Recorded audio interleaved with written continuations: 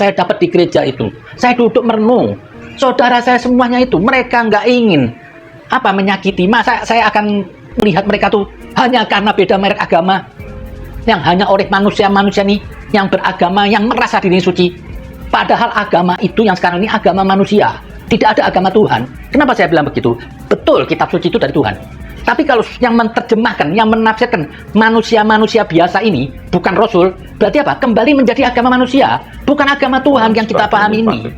Kenapa? Buktinya terpecah banyak aliran. Islam aja ada 72 golongan. Siapa yang mewakili kebenaran? Nggak ada yang tahu. Kesempurnaan hanya milik Tuhan. Nah, kita dituntut supaya mengasihi sesama. Di situ saya banyak belajar dari gereja. Sampai saya bilang apa? Saya banyak belajar Islam dari dalam gereja itu. Saya melihat hakikat Islam yang sebenarnya. Saya melihat hakikat ajaran Nabi Muhammad yang sebenarnya. Kenapa kok dilarang kata ibadah nggak boleh? Mana ayat melarang itu? Semoga pada saat itu ibadahnya orang Nasrani itu juga ibadah kepada Tuhan. Orang-orang. Karena dibenarkan dalam kitab Al-Quran, itu Injil tadi itu dibilang apa? Jangan berpecah belah. Semua ini agama tauhid. Kenapa kita nggak datang? Harusnya umat Islam itu wajib mengembirakan kelahiran Yesus. Kalau memang Anda beriman kepada Al-Quran. Ya, teman-teman sekalian, luar biasa ya, lebih dari sekedar kata-kata ya. Pernyataan Habib Rivo ini menunjukkan tindakan yang nyata dalam membangun toleransi beragama, ya. Ajakannya untuk merayakan Natal bukan hanya simbolis, teman-teman ya, tetapi juga sebuah panggilan untuk memahami dan menghargai perbedaan. Luar biasa ya. Di saat banyak yang masih terjebak dalam perbedaan, beliau justru menunjukkan bahwa persatuan dan kebersamaan jauh lebih berharga. Semoga langkah nyata seperti ini diikuti oleh banyak pihak, sehingga kita dapat menciptakan lingkungan yang aman dan nyaman bagi semua umat beragama untuk menjalankan ibadahnya ya. Mari saudara kita simak dulu video berikut ini. Assalamualaikum, salam sejahtera.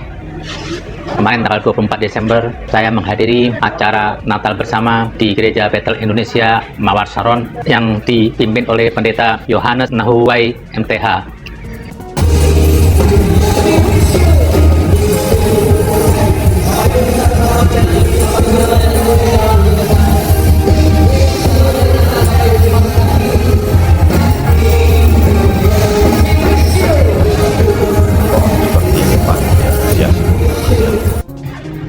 Saya mengikuti acara itu dari sekitar jam 2 siang lah, sampai sekitar jam 6 sore. Saya ikutin semua acara itu, dari acara hiburannya, lagu-lagu rohani, tiap mengutip dari Alkitab, ayat itu berdiri, dan mereka dengan menggunakan tangan begini, itu saya ikutin. Berdiri ya saya juga berdiri. Mereka juga, ini saya juga amin doa. Saya pikir begini, saya duduk selama 4 jam di situ, saya introspeksi terhadap keimanan saya. Saya melihat mereka itu saudara saya semuanya. Mereka baik, mereka juga khusyuk, ingin menghadap kepada Tuhannya, bukan main-main. Tidak ada bedanya dengan agama yang lain maupun agama saya, Islam. Dengan caranya masing-masing, mereka khusyuk, biarpun bernyanyi. Mungkin di Islam dengan baca qasidah. Saya pikir secara ritual agama apapun tuh khusyuk. Kita tidak perlu mengadili. Kok nyanyi? Enggak, masing-masing itu punya cara yang baik. Pernah kejadian tuh di wajah Nabi Musa tuh. Seorang Yahudi ingin mengucapkan syukur kepada Tuhannya dengan caranya dia sendiri. Dia bilang, Tuhan, andai kamu ada ini hari, aku belikan sepatu, aku sisirin rambut kamu, atau ambil putu kamu. Pada saat itu lewatlah Nabi Musa. Musa melihat, ditegur oleh Musa, kamu terhadap Tuhan jangan begitu dong. Akhirnya si Yahudi tadi itu, yang dia sudah beli baju semua, dia merasa kecewa, dia sobek tuh bajunya. Akhirnya turunlah firman kepada Musa, ditegur, ya Musa, biarkan orang dengan cara orang masing-masing, tidak perlu kamu nilai. Yang jelas apapun yang dia lakukan tujuan mereka apa? Cinta kepada aku, katanya Allah. Apapun, mau agama Hindu, siapapun, semuanya itu dia lakukan dengan khusyuk. Saya melihat dalam gereja itu apa? Saya melihat keteduhan saudara saya ini, umat Nasrani ini. Dan dia memohon doa itu dengan benar, dengan khusyuk, dan dia minta pengampunan itu benar-benar seperti pelaku dosa. Nah, ini masa kita cuma hanya mau ributin perbedaan konsep Tuhan? Saya pikir bagi saya gini, mau agamanya apapun, mau Yahudi, Nasrani, Islam, agama lain itu, semua punya tujuan yang sama. Itu menuju apa? Tujuan kepada satu, pusat yaitu kepada Tuhan. Terlepas bentuk penyembah Tuhannya dalam wujud namanya mau siapa, Yesus, Allah, Gusti, atau apa, siapapun. Yang jelas apa? Mereka hendak menemukan hakikat kesatuan zat. Itu kembali apa? Tuhan sudah. Siapa sih Tuhan itu? Ya Tuhan itu Maha Pencipta, Maha Penguasa. Itu aja. Jadi nggak usahlah kita perdebatkan konsep ketuhanan perbedaan. Dan terus kita memaksakan kebenaran itu tunggal. Itu salah. Karena apa? Bertentangan dengan Al-Quran. Al-Quran tidak memaksa satu agama. Tidak ada paksaan dalam agama. Itu bukti apa? Tuhan tidak memaksa satu agama. Berarti agama itu pilihan. Kita harus bisa menerima orang memilih agama lain. Ada perkataan dari kiasan tuh, Tuhan telah memberi hidangan lebih dari satu. Silahkan Anda pilih sesuai selera Anda. Tidak perlu mengadili selera orang. Masing-masing orang punya jalannya kepada Tuhan. Jelas dalam Al-Quran dijelaskan, tidak memaksa satu agama. Dalam surat Al-Maidah 48 dikatakan, Tuhan tidak hendak menjadikan satu umat membenarkan kitab-kitab sebelumnya. Di surat Asy-Syura 13 kalau nggak salah itu mengatakan Allah telah memberi wasiat kepada Nuh, kepada Ibrahim, kepada Musa, kepada Isa, dan kepada Muhammad. Jangan berpecah belah. Inilah yang dikatakan agamanya satu. Ini semua agama Tuhan. Lah, saya pikir duduk di dalam gereja itu saya merenung. Kok ada orang mengatakan nggak boleh katanya ibadah seseorang, katanya nanti dibilang kafir. Nggak segitu kok. Saya umat Islam. Saya duduk. Nah, mereka tuh pendetanya mendoakan yang baik. Masa saya nggak mau amin? Kalau yang tadi aja ada seorang lagi Yahudi membuat patung. Buat patung sendiri wanita, setelah itu disembah oleh orang Yahudinya. Dan dia setiap memohon, pasti diijabah. Datanglah ditanya oleh malaikat, ya Allah, kenapa mereka menyembah patung? Kata Tuhan, lah, saya ini kan maha pengasih. Kalau saya nggak ngasih, berarti saya itu pelit. Sekali yang disembah itu dia patung. Sebagai Tuhan maha kekasih, maha pengampun, dia tidak pernah mengabaikan permohonan hambanya. Di sisi Tuhan itu semuanya sama. Nggak ada perbedaan merek Yahudi, Islam, Kristen, Arab, Jawa. Nggak ada, semua sama. Hubungan Tuhan sama. Makanya waktu Allah mengutus Nabi Muhammad tidak diutus untuk satu agama. Di situ dibilang apa? Aku tidak mengutus kamu ya Muhammad sebagai apa? Kasihnya segenap alam semesta. Jadi rahmat itu segenap seluruh manusia. Jadi rahmat itu, katanya Ali bin Abi Thalib, rahmat itu bukan milik satu golongan agama, tapi milik semua manusia. Itu Islam mengajari. Jadi kalau agama saya itu tidak rahmatan lil alamin, rahmatan lil alamin itu apa? Tidak ada batas, semua tanpa batas. Itulah kasih semesta alam. Itu kalau saya tidak rahmatan lil alamin, berarti apa saya? Saya tidak beragama. Itulah saya dapat di gereja itu. Saya duduk merenung. Saudara saya semuanya itu, mereka nggak ingin menyakiti. Masa saya akan melihat mereka tuh hanya karena beda merek agama, yang hanya oleh manusia-manusia nih yang beragama, yang merasa diri suci. Padahal agama itu yang sekarang ini agama manusia, tidak ada agama Tuhan. Kenapa saya bilang begitu? Betul, kitab suci itu dari Tuhan. Tapi kalau yang menerjemahkan, yang menafsirkan manusia-manusia biasa ini bukan Rasul, berarti apa? Kembali menjadi agama manusia, bukan agama Tuhan yang kita pahami ini. Kenapa? Buktinya terpecah banyak aliran. Islam aja ada 72 golongan. Siapa yang mewakili kebenaran? Nggak ada yang tahu. Kesempurnaan hanya milik Tuhan. Nah, kita dituntut supaya mengasihi sesama. Di situ saya banyak belajar dari gereja. Sampai saya bilang apa? Saya banyak belajar Islam dari dalam gereja itu. Saya melihat hakikat Islam yang sebenarnya. Saya melihat hakikat ajaran Nabi Muhammad yang sebenarnya. Kenapa kok dilarang katanya ibadah nggak boleh? Mana ayat melarang itu? Pada saat itu ibadahnya orang Nasrani itu juga ibadah kepada Tuhan. Karena dibenarkan dalam kitab Al-Quran, itu Injil tadi itu, dibilang apa? Jangan berpecah belah. Semua ini agama tauhid. Kenapa kita nggak datang? Harusnya umat Islam itu wajib mengembirakan kelahiran Yesus. Kalau memang Anda beriman kepada Al-Quran, Allah mengembirakan kelahiran Yesus. Jadi kewajiban. Nah, saya datang. Mungkin maksudnya kelahiran Isa. Mata gini loh. Abraham itu nama aslinya, diarabkan jadi Ibrahim. Yesus diarabkan jadi Isa. Silakan cek di kamus bahasa Arab. Jadi kita nggak usah konflik nama lah, nggak penting. Yang penting itu figurnya ada, sosok manusia sempurna yang dilahirkan oleh wanita suci. Sangat luar biasa. Itu orang hebat, dikumandangkan dalam Al-Quran sampai dibilang sebagai sosok yang paling dekat kepada Allah. Itu kita hargai. Dan saya datang situ. Harusnya Natalan itu apa? Umat Islam ikut campur baur. Jangan dibatasi, nanti mengikuti ibadah haram. Loh, emang ibadahnya orang Nasrani nggak ke Tuhan? Mereka juga ke Tuhan. Saya duduk 4 jam, saya duduk, saya berdiri, bangun, saya ikutin apa yang diperintahkan oleh pendetanya. Apa yang diperintahkan oleh pada saat itu panitianya. Orang-orang berdoa, saya angkat tangan. Mereka mengatakan Yesus tidak ada masalah. Bagi saya apa? Mereka juga bicara Yesus apa? Dalam benak diri mereka itu apa? Dia Tuhan. Ya sudah, sama-sama Tuhan. Nggak usah kita konflikkan. Yang penting Tuhan semuanya. Bagi saya itu orang yang masih beriman, masih percaya Tuhan, berarti dia bukan musyrik. Yang dibilang musyrik itu orang yang tidak punya keyakinan konsep ketuhanan. Itu saja. Jadi agama apapun tidak ada masalah. Dan satu begini loh. Kalau sekiranya itu dilarang dalam Islam, di sebelum zaman era Nabi Muhammad itu sudah ada agama Nasrani, sudah ada gereja. Pernah suatu saat Nabi dengan rombongan naik onta, minta suruh sahabatnya turun dari onta. Sahabat tanya, ada apa ya Rasulullah? Dia bilang, suaranya jangan terlalu terdengar di terpaan onta. Karena apa? Di sebelah ada gereja lagi ibadah. Nabi menghargai. Berarti di era itu apa? Ada Natalah. Kalau emang itu dilarang, ada ayatnya. Karena apa? Yang dicatat dalam Al-Quran itu apa? Yang tersirat itu apa? Sesuatu yang dilarang. Yang tidak dilarang nggak pernah diatur dalam Al-Quran. Kalau emang Natal, mengucapkan Natal atau mendatengin ibadah seorang Nasrani pada saat itu haram, akan ada ayatnya. Nah, itu saya lihat tidak ada. Dan kita tidak boleh menganggap dia kafir. Yang tadi di surat Asyura 13, Allah bilang jangan berpecah belah. Anda ini semua agama tauhid. Di situ saya dapat saudara dalam gereja itu. Saya malah mendalami Islam saya. Saya melihat apa? Tidak ada masalah. Anda mendatengin dan ibadah tidak masalah.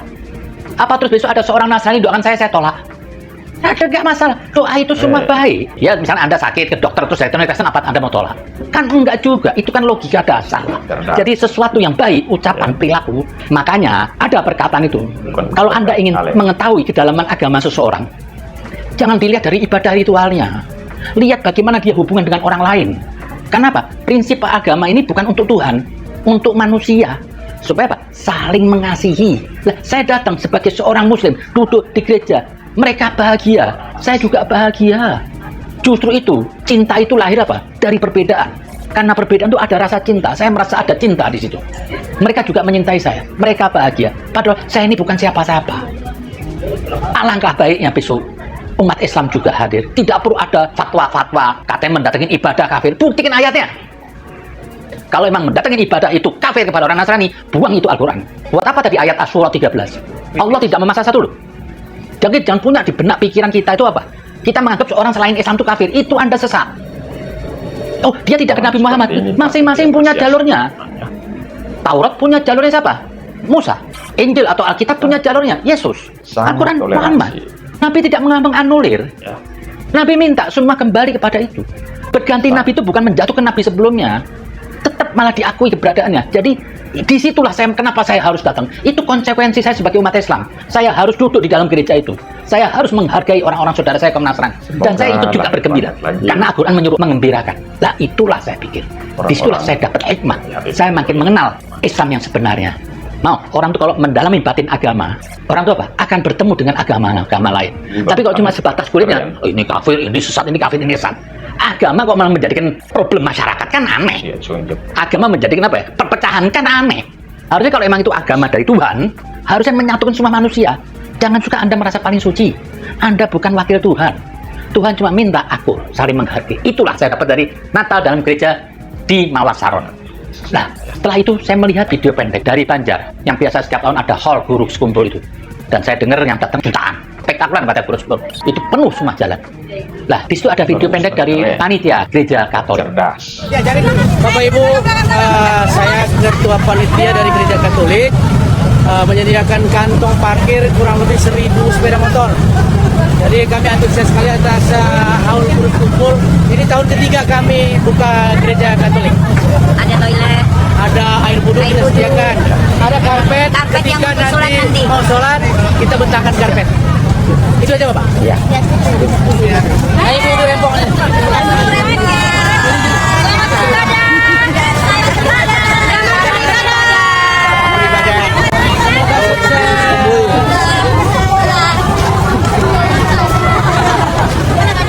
Dia mempersilahkan semua yang ingin datang acara hall untuk mampir ke tempat dia beristirahat.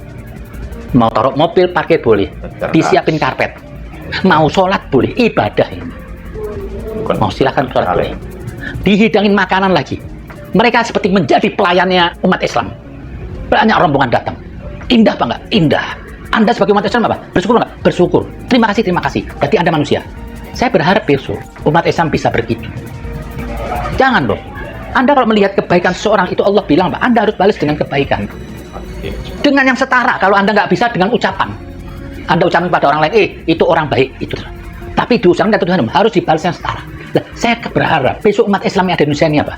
Begitu ada acara agama lain, dia melindungi, dia menjaga, dia mempersilahkan fasilitas tempat ibadahnya, masjid atau apa kek, untuk mereka duduk istirahat, atau untuk mereka ibadah. Seperti tadi seorang dari panitia atau pendetanya mempersilahkan orang untuk sholat di dalam gerejanya. Dan saya ini nggak pernah melihat dari Islam itu nggak ada. Karena Islam ini terlalu egois di sini saya lihat. Apa karena mayoritas ya? Padahal Nabi itu sudah mengajarkan dan sudah menyontohkan. Pernah suatu saat rombongan umat Nasrani dari Najran bertemu Nabi pada saat itu hari Minggu. Mereka rombongan minta izin kepada Nabi untuk ibadah. Dipersilahkan oleh Nabi. di dalam masjid, kalau nggak salah Masjid Nabawi, dan mereka ibadah menghadap Yerusalem, diizinkan oleh Nabi. Damailah sesama ciptaan Tuhan. Damailah sesama kita menyembah Tuhan. Janganlah Anda cuma karena beda merek, terus Anda egois. Anda mau terima kebaikan orang, tapi Anda tidak pernah membalas kebaikan orang. Padahal Nabi sudah memberi contoh itu. Sampai dengan membantu rumah ibadah pun ada riwayat yang pernah Nabi membantu untuk pembangunan gereja. Tak ada salahnya. Itu saudara kita kalau kita lihat dalam banyak ayat Al-Quran. Itu dalam Al-Quran. Jangan berpecah belah. Allah tidak menjadi satu umat. Ayolah bersaudara. Bahkan dalam surat Al-Maidah ayat 5 atau 6 diperbolehkan menikah dengan ahlul kitab. Kalau mereka itu kafir, tidak mungkin Allah akan melegalkan pernikahan itu. Itulah ayat. Dalam satu lagi ayat surat Al-Baqarah 62. Wahai orang-orang beriman, orang Yahudi, Nasrani, Sabi'in, apabila Anda beriman kepada Tuhan, Anda melakukan amal soleh atau kebajikan, jangan bersedih hati. Berarti apa bersedih hati? Simbol apa? Diterima oleh Allah. Itu apa? Surganya. Dan Anda akan menerima pahala dari Tuhan mereka. Tuhannya. Tuhan itu toleransi. Anda akan menerima jadi konsep ketuhanan umat Nasrani itu nggak usah Anda perdebatkan. Tuhannya aja toleransi. Yang penting konsep ketuhanan itu ada setiap orang beragama. Di ayat tersebut Anda akan menerima pahala dari Tuhannya atau Tuhan mereka. Tuhan aja toleransi. Nah, kenapa umat Islam ini kok memasangkan kehendak selain Tuhannya menurut kepala Anda ini yang Islam itu semua sesat? Loh, kok Anda so akrab sama Tuhan? Kalau Anda ingin melebihi dari Tuhan, jelas di Al-Quran Tuhan yang membuka pintu toleransi. Untuk mereka punya konsep ketuhanan masing-masing. Anda akan menerima pahala dari Tuhannya. Kok kita tidak bisa menerima? Anda klaim Yesus bukan nih. Sudah. Yang salah apa? Kalau dia mengimani Yesus, itu sebagai yang bukan ketuhanan, itu justru Anda salah. Begitupun juga Nabi Muhammad. Ya. Nabi Muhammad itu juga manifestasi Tuhan. Ada ketuhanan di situ. Makanya di ayatnya, Innallaha atiullah wa atiur rasul. Taati Allah dan taati Rasul. Itu tidak ada jarak. Jadi Anda taat Allah, nggak taat Rasul sebagai orang Muslim, ya Anda kafir. Begitupun juga orang Kristen, taat pada Allah, nggak taat kepada Yesus, kafir. Begitupun juga orang Yahudi, taat kepada Allah, nggak taat kepada Musa, kafir. Ini berdampingan. Jadi tiga orang ini apa? Manifestasi Tuhan, wujud Tuhan. Jadi kalau Anda mau bilang konsep ketuhanan ada di Muhammad, ya ada. Di Isa, Yesus, ya ada. Karena Tuhan yang mendeklarasikan. Jadi Tuhan, kalau andaikan manusia ini bisa kenal Tuhan tanpa perlu perantara, Tuhan nggak pakai repot-repot nurunin para rasul. Kita langsung aja telepon Tuhan pakai WA. Justru karena manusia tidak bisa mengenal hakikat Tuhan, perlu perantara. Ada Musa, ada Yesus, ada Muhammad. Dan ini masing-masing untuk umatnya. Lah, itu yang tadi saya lihat dari orang-orang Katolik yang ada di Banjar. Itu indah. Harusnya umat Islam begitu. Nabi sudah mengajari. Jadi jangan pelajarin agama itu hanya cuma permusuhan, takut rebutan umat. Nggak usah takut rebutan umat. Tuhan nggak akan tanya agama kamu apa. Tuhan nggak akan tanya keturunan kamu siapa. Karena Tuhan tidak beragama dan Tuhan tidak bersuku. Apa yang ditanya Tuhan? Amal kamu, budi pekerti kamu, itu aja. Seperti ada cerita, nanti orang mati ditanya, siapa Tuhan kamu? Apa agama kamu? Apa kita kamu? Harus pakai bahasa Arab. Itu kan neko-neko aja. Itu kan bagi saya itu karangan orang lah. Emang ada orang pernah mati? Ya ada lah. Masa Tuhan butuh alat? Kalau pakai bahasa Arab, berarti Tuhan butuh dengan ciptaannya. Kan nggak mungkin. Nggak ada itu pertanyaan itu. Yang datang kepada Tuhan itu roh. Nggak seperti kita mau diintegrasi, ayo catatan gini. Nggak sepertinya kita kayak ngadepin kejaksaan. Nggak begitu caranya. Saya pakai penggunaan Tuhan itu bertanya itu, karena saya hanya untuk menjelaskan kepada manusia. Tapi proses bertanya Tuhan itu bukan seperti kita nanya, kamu apa agama kamu? Kamu kemarin dosa ya? Kamu nakal ya? Ini enggak. Berarti Tuhan butuh bahasa. Jadi penggunaan bahasa bertanya Tuhan marah itu hanya untuk mengenakan sesama manusia aja. Jadi itu tidak ada. Lah, jadi apa? Sudahlah. Kita harus memberi saling mengasihi. Ini bangsa Indonesia. Kita harus jaga keutuhannya. Jangan karena agama tercapit-capit. Kita punya falsafah Pancasila. Ada berapa agama? Kita harus meyakinin. Itu harus dibuang konsep di kepala kita mengatakan yang sebelah itu kafir. Dan Islam melarang. Kalau Anda mengafirkan ajaran Nasrani, sama aja apa? Mengafirkan apa? Ajaran Allah Subhanahu wa Ta'ala. Kalau Anda mengafirkan umat Nasrani, sama aja mengafirkan umatnya Allah Subhanahu wa Ta'ala. Karena Allah tidak memaksa satu agama. Makanya di surat Al-Maidah 48 Allah tidak hendak menjadikan satu umat. Dan Allah membenarkan yang lain-lainnya. Allah cuma minta satu apa? Berlomba-lomba dalam kebaikan. Jadi jangan suka memaksa kiblat. Dan juga jangan suka berpikir ini ketakutan orang beragama ini apa? Rebutan umat nggak penting bagi saya. Ya Allah. Kok Tuhan ini butuh banyak-banyakan umat? Nggak penting. Itu loh dihindang loh. Ini kenapa? Ya semua agama lah. Saya lihatnya rebutan. Saya tidak pernah ingin merubah agama seseorang. Saya cuma tanya apa? Saya ngajak kebaikan aja. Kalau perlu apa? Orang nggak perlu tahu warna agama saya. Saya ingin seperti Nabi Muhammad tuh.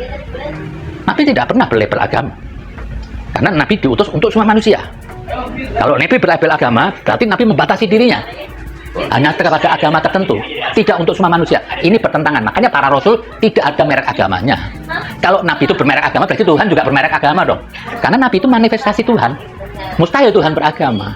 Lah udahlah, nggak usah ribut perbedaan agama. Yang penting isinya. Semua agama apapun perbedaannya sama, ingin hendak mengajak kepada kebaikan. Nggak ada agama ngajak keburukan, nggak ada. Apalagi sesama agama samawi, rumpun Abrahamik, satu Tuhan yang sama. Dan saya ingin satu mengkritiki pemerintah Indonesia ini ya. Terlalu banyak masuk campur urusan keimanan seorang, nggak boleh. Anda kalau memberi fasilitas aja, Orang seperti pembangunannya aja, keimanan nggak perlu. Satu, saya sering kali lihat pemerintah ini membangun Masjid Agung, sangat luar biasa. bahkan di setiap provinsi, Toleransi. bahkan di setiap kabupaten. Tapi saya tidak pernah ada satu pemerintah membangun gereja. Itu kewajiban Anda. Anda juga yang membuat andil gesekan di antara umat beragama. Orang melihat gereja seperti mau melihat rumah setan. Ini Baitullah, tempat orang-orang untuk mendekat kepada Tuhan. Semuanya baik. Harusnya pemerintah itu juga mengajarkan, mencontohkan PMI. Di Jakarta, setiap ada membuat masjid, harus ada buat gereja. Orang-orang. Kenapa? Secara akal aja dapat pajak bukan dari umat Islam saja. Ada pajak orang-orang non-muslim. Hargai dong. Pabrik kalian harus dikasihkan. Gedung-gedung pemerintah tidak boleh punya larang. Sekalipun itu wilayah apa? Mayoritas muslim. 99% muslim. Kalau ada 1% di situ orang Nasrani atau Kristen, dia ingin buat acara, itu pemerintah wajib ngasih tempat di situ. Jangan pilih kasih loh. Anda pemerintah harus adil. Dan itu Al-Quran yang minta. Keadilan itu apa? Menempatkan sesuatu pada tempatnya. Itu apa? Tidak boleh dibatasi oleh agama, suku apapun. Setiap orang manusia punya hak yang sama. Loh, gimana kalau kita nggak mau menghargai agama lain? Ini kesian aja. Mereka minoritas, mereka mendem aja. Mereka seperti anak yatim. Mereka ini di negeri ini seperti apa? Kelas 2. Cerdas. Maaf, yang mayoritas boleh sewenang-wenang. Janganlah begitu. Saya sebagai umat Islam nggak berani. Kenapa saya bicara gini? Atas nama agama saya. Saya kalau mendiamkan, saya itu dosa besar. Islam nggak boleh mendiamkan. Sampai Nabi bilang berapa? Ada satu hadis Nabi. Barang siapa yang menyakiti orang non-muslim di wilayah Islam, mayoritas Islam atau kekuatan Islam, kata Nabi apa? Sama aja menyakiti aku. Dan barang siapa yang menyakiti aku, sama aja menyakitin Allah. Menyakiti bukan berarti Tuhan sakit, enggak. Kita punya pakai gunaan bahasa supaya dipahami. Lah itu Nabi sudah melihat itu. Pemerintah juga harusnya menjaga kerukunan itu. Dengan cara tadi apa? Jangan pilih kasih. Labelisasi dan kesannya kalau umat minoritas boleh ditekan. Coba Anda berani teriak melborisasi di New York. Kan enggak, berarti itu munafik kan. Jangan semena-mena. Jadi Al-Quran minta apa? Supaya yang adil. Saya pernah dengar ada satu daerah di mana tuh Cirebon atau apa?